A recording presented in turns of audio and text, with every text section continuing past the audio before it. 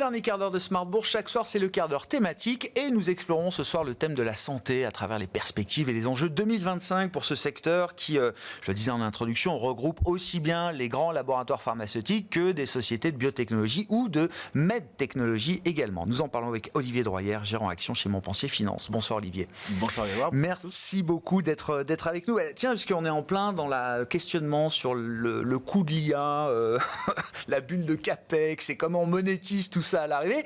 Première réflexion, c'est que le secteur de la santé est peut-être un secteur qui apporte des réponses sur le retour sur investissement, les bénéfices qu'on peut retirer des avancées et des percées qui ont été obtenues ces dernières années jusqu'à aujourd'hui en matière d'intelligence artificielle. Oui, alors il y a eu pas mal de discours même là-dessus à Davos notamment, mais c'est vrai qu'on commence à avoir quelques éléments dans lesquels l'IA peut jouer un rôle dans le domaine de la santé.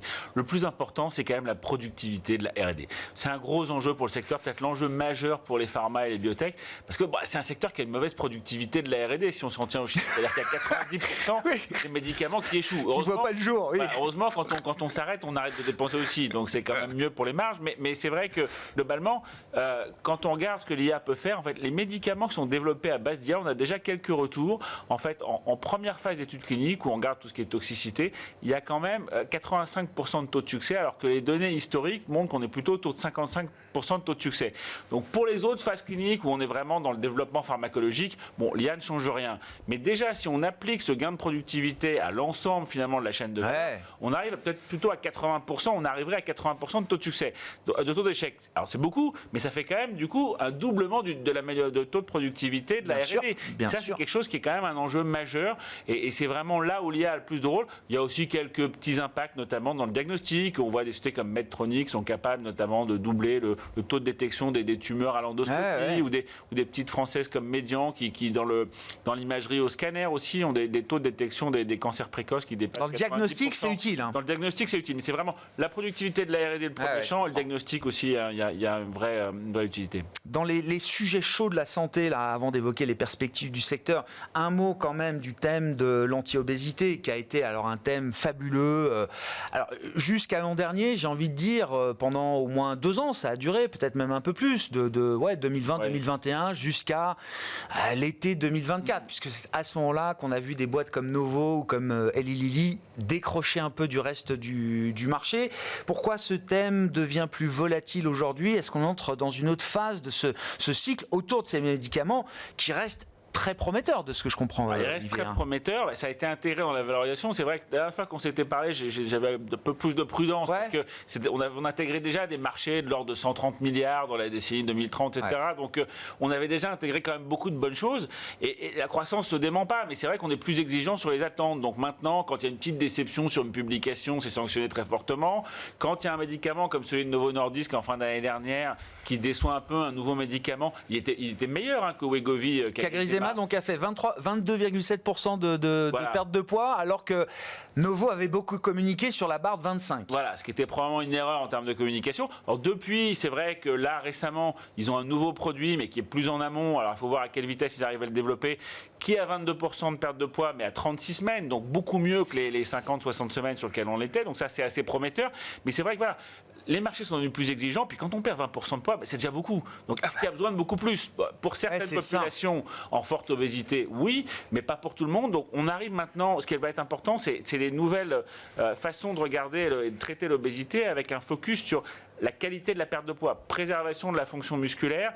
Aujourd'hui, effectivement, il y a la perte de poids sélective, c'est important. Donc il y a des produits, notamment, on regarde tout ce qui est myostatine, qui permet de préserver la fonction musculaire, de renforcer la fonction musculaire. Il y a quelques biotech américaines, des boîtes comme Scholar-Rock qui s'intéressent à des trucs comme ça, par exemple aux États-Unis.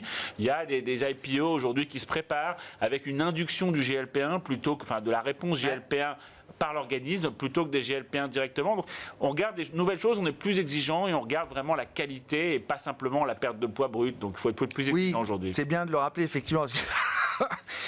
Perte du poids, mais la qualité de la perte de poids est au moins aussi importante, voire plus que la quantité de poids perdu aujourd'hui. On a atteint cette frontière désormais du côté des GLP-1.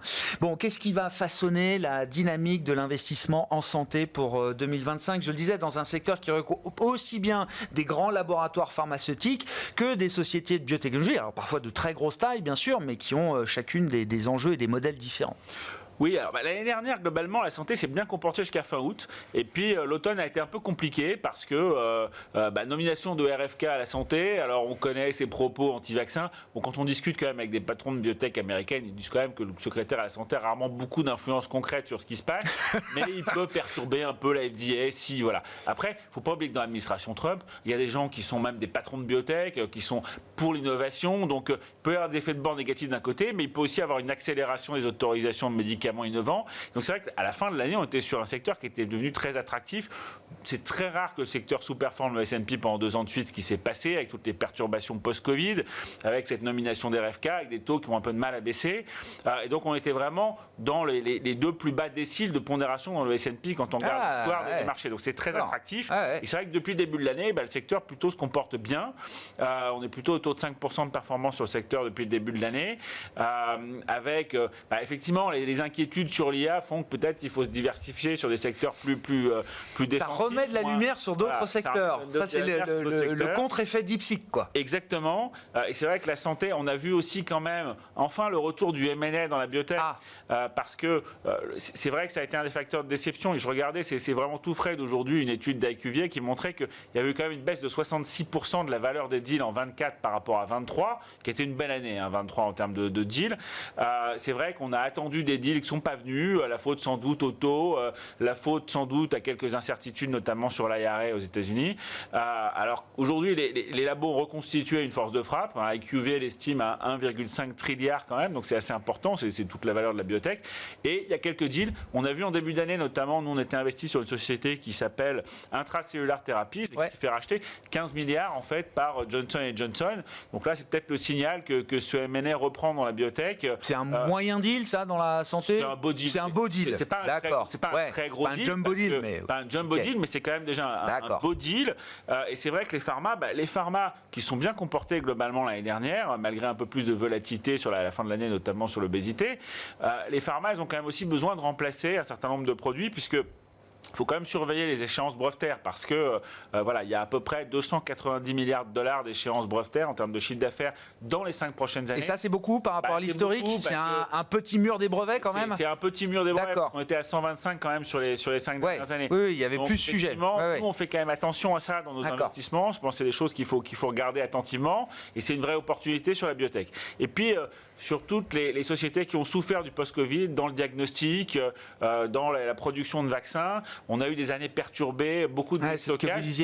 Et là, maintenant, c'est un peu terminé. Il y a un bon exemple, c'est la publication aussi aujourd'hui. Les coups de fouet, boom-bust, Covid, post-Covid, ça se termine là. Voilà, ça se termine. Et le bon exemple, c'est aujourd'hui la publication Sartorius, effectivement, qui montre que le chiffre d'affaires est encore faible, mais les prises de commandes, quand même, sur le 4e trimestre, sont en hausse. On a des commandes qui sont 20% supérieures au chiffre d'affaires. Donc, c'est quand même un vrai signal de reprise de tous ces segments. Je reviens toujours à DeepSeek, désolé, je vis DeepSeek depuis hier, évidemment, Olivier, mais je trouve que DeepSeek dans l'IA a remis de l'intérêt sur la dimension technologique chinoise. Pensait que les États-Unis étaient très en avance, non pas qu'il n'y avait pas de concurrence chinoise, mais qu'elle était peut-être beaucoup plus en retard ou beaucoup plus loin derrière que ce que DeepSeek a démontré ou semble avoir démontré hier. Qu'est-ce qu'on peut dire si on transfère cette question à la question de la technologie en santé et des biotech notamment? C'est une très bonne question parce que les Chinois, aujourd'hui, c'est quelque chose qu'on vit déjà depuis quelque chose comme 1 an et demi, mais l'année dernière, 30% des deals sont faits avec des boîtes chinoises. Et notamment, quand même, une des biotech qui est sortie du lot aux États-Unis l'année dernière, c'est Summit Therapeutics, parce qu'ils ont réussi à faire mieux que le Keytruda de Merck dans le poumon. Alors, c'est pas encore approuvé, mais enfin, c'est quand même assez avancé déjà. Et c'est quand même le sourcing d'une boîte qu'on connaît bien en Chine, qui s'appelle Akeso Biopharma, et qui finalement est à l'origine de cette innovation. Et c'est pas les seuls. Donc, il y a beaucoup aujourd'hui, les prix sont quand même bas en Chine. Donc, il y a beaucoup d'entrepreneurs américains qui vont faire des deals d'innovation avec des boîtes chinoises, qui créent des sociétés aux États-Unis. Et Summit, typiquement, ça vaut quand même 17 milliards de dollars. Donc, qui arrive finalement à transposer dans l'innovation chinoise aujourd'hui est très importante dans le domaine de la biotech. Et il n'y a pas de, j'allais dire, ce sourcing, il est accessible aujourd'hui. Enfin, je veux dire, il n'y a pas de barrière, il n'y a pas de frein, il y a la possibilité d'aller se sourcer en Chine à travers le tissu des biotech chinoises. Tant qu'à la fin la valeur est créée dans les biotech américaines, États-Unis, ça ne les dérange pas. Donc effectivement, Summit, ça vaut beaucoup plus qu'Akeso qui quand même est l'auteur d'innovation et qui a en plus d'autres innovations dans le pipe. Merci beaucoup Olivier. Merci d'être venu nous voir pour parler des enjeux du secteur de la santé, de quelques-uns de ces enjeux. On a balayé le sujet avec vous dans ce dernier quart d'heure. Olivier Droyère, gérant action chez Montpensier Finance, était avec nous l'invité de ce quart d'heure thématique de Smart Bourse ce soir, à retrouver bien sûr en replay sur bismart.fr ou encore en podcast sur l'ensemble de vos plateformes préférées.